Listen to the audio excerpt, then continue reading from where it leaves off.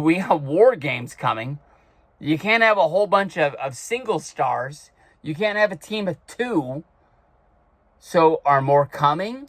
Is this when we find out that, Brock Lesnar is coming back? Is this when we find out the rumor of Austin Theory? I'll say, of all the rumors that I heard all weekend long, the Austin Theory rumor, which kind of is believable, was like big. But the women's War Games match that they're throwing Lash Legend, I think that's her name, into this match as like the final woman in War Games. That to me is like, I don't even know who that is. That's just flat out the truth. Like I got no clue who that woman is. I've seen her on some trading cards from Panini. Like I've seen her rookie card. I know that one, but I don't even hear about her in NXT reviews or NXT, dream matches. That to me is kind of like, what the heck is going on? And it makes no sense to me. So that's what closes out Monday Night Raw. And that gives us the big question of like, where are we going? What are we getting to? Obviously, it's War Games. So in my mind, what I'm thinking of is like, we got to retool everything. We know that it's going to be Braun Breaker. We know it's going to be Bronson Reed. You got to have the question mark of, is Brock Lesnar coming back? You've got the rumor of Austin Theory joining this group. And does that mean they add one more, I don't want to call him a lackey, but, like one more person to be the last guy in this group? Because I don't see them just adding, Drew McIntyre to this team. That doesn't really make sense. Because if I'm Drew, I want to be looking at this like I'm the leader. When it was like Seth Rollins, Brock Lesnar, Bronson Reed, Braun Breaker, adding Drew to that makes sense. But I don't see Drew just coming to help this team, even though we've seen Drew just sign up like, I'll be in the tag team match and just give me Logan Paul as my partner. In storyline, Logan Paul and Drew McIntyre don't even like have coffee together. So that's the part that doesn't make sense to me. I was really thinking that the Team WWE, Team Bloodline, Team Roman Reigns, whatever you want to call it, would be Roman, Jey Uso, LA Knight, John Cena, and Cody Rhodes. I thought that was what I was really working with.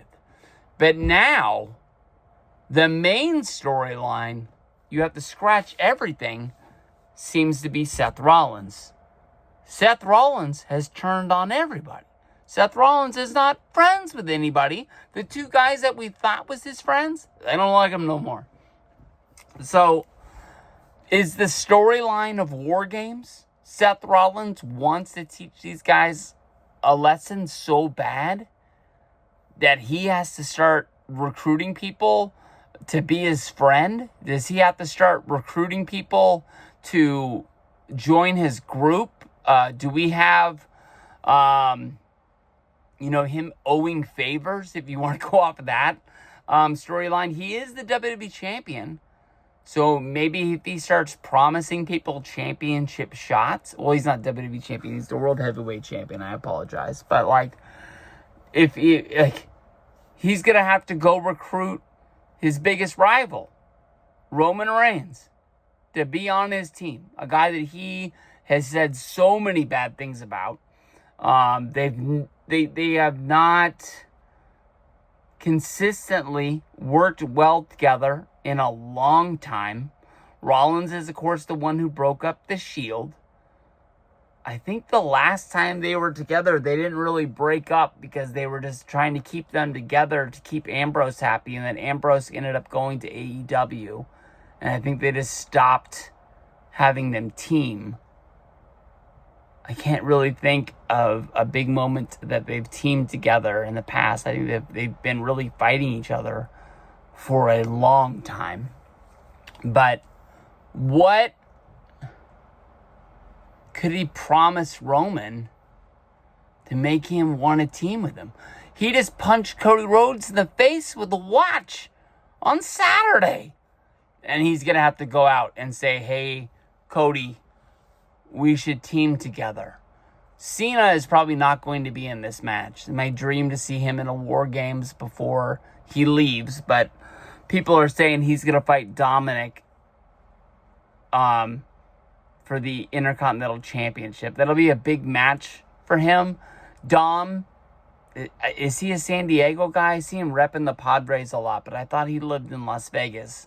Maybe he grew up in San Diego, but I think Dom might be the most over person in WWE at War Games. So it's not like Cena has never been in a crowd that doesn't like him. If you go back to Crown Jewel when he comes out for his entrance, look in that crowd.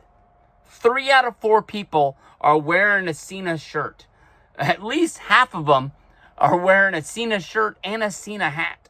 And you can loudly hear, John Cena sucks. John Cena sucks when he comes out for his entrance. People are just doing the hits. They just wanted to see what it was. So I have no doubt in my mind that I think Dom's going to be over against John Cena. But by the end of the night, people are going to be wanting to have Cena and hope it's not the last time that they see him, to the point where I think that they're going to be doing whatever Cena wants him to do, win, lose, or draw for the Intercontinental Championship. But Rollins and Jey Uso, they don't have a huge story together.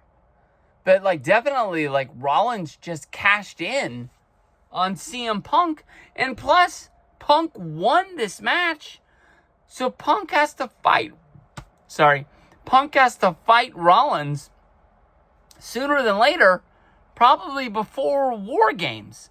So what makes them, unless they get trapped in a corner together where they're if you put Punk and Rollins in the ring having a promo against each other on Monday, and then basically you have Bronson Reed and Braun Breaker come out and attack them both, and they're like, well, we both got beat up at the same time, so now we have to team together. It forces them to be a team.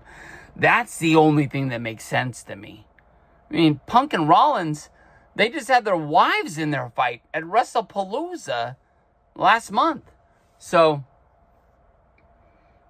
that's going to be crazy, man. That's going to be nuts. I mean, if you, I already talked about the NWO once. But if you remember, when the NWO was running strong, Roddy Piper, who was a competitor, he might have even been the president at the time of WCW, was like, I'm going to be the guy to end this whole NWO deal. And I think they were building up to War Games. And Piper was like, I'm just going to get a group of guys, and had open tryouts. And minus John Tenta, wrestlers didn't even come out. Not Sting, not Lex Luger, not jobbers, that were on WCW Saturday Night looking for a shot to be there.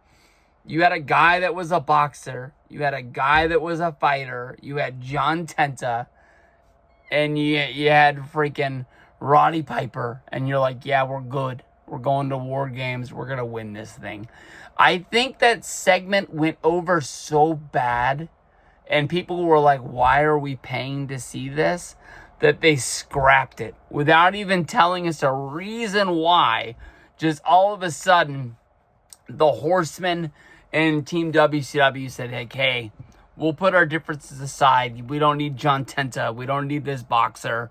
Let's just go out there and do this thing. So that was Monday Night Raw. I thought it was a great episode.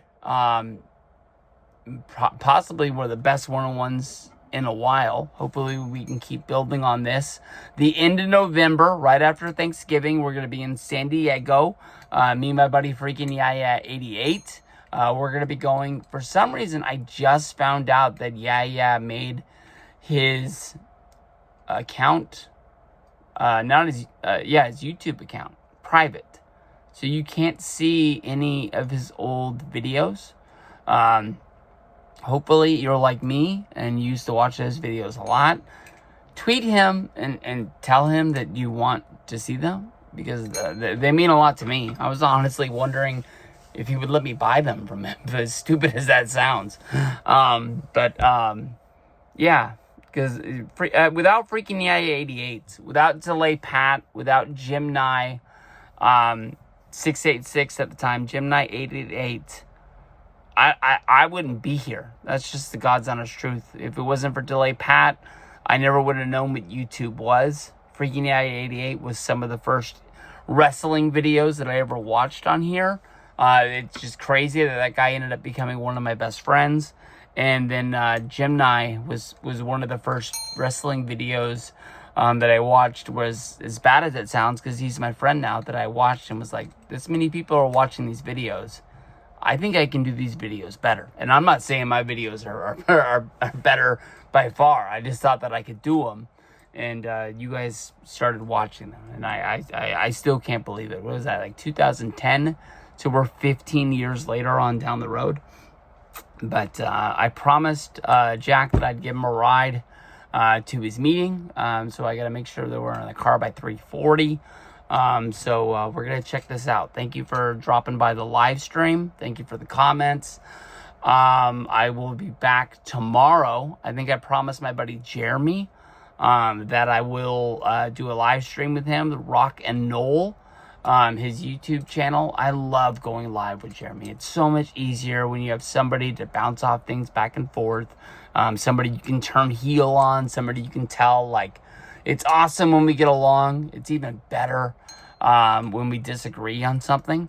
So be over there. If I'm wrong and it's not tomorrow and it's Wednesday, I'll probably be here dreaming up what I think War Games is going to be, because I know that's going to be my next string of videos that I really wanted to get into. So in this next month, I'm looking to get on Peacock, review as many War Games matches as I can. So look forward to me watching those when those can get up. So peace out, everybody. I hope everybody has a good day. I see you guys down the road, and we'll do it again. Peace out, guys.